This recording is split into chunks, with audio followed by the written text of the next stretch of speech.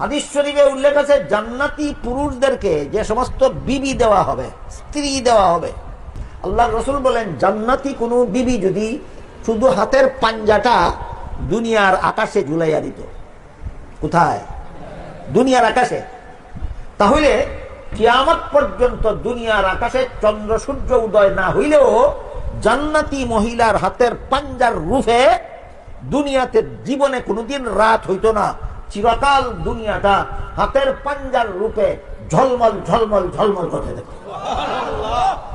হাদিস শরীফে রাসূল করিম সাল্লাল্লাহু আলাইহি ওয়াসাল্লাম বলেন এই সমস্ত মুখের, এই সমস্ত বিবিদের মুখের থুথুর মধ্যে মেশকে আম্বরের সুগন্ধ হবে, এই সমস্ত বিবিদের শরীরের ঘামের মধ্যে মেশকে আম্বরের সুগন্ধ হবে, এই সমস্ত বিবিদের ডেকুরের মধ্যে মেশকে আম্বরের সুগন্ধ হবে।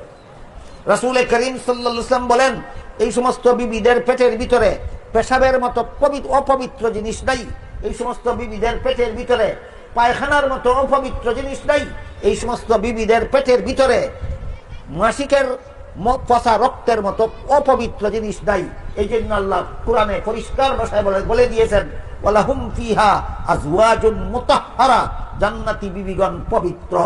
এই পবিত্র বিবির স্বামী যে হবে, এবার চিন্তা করুন তার জীবন হবে কত পবিত্র।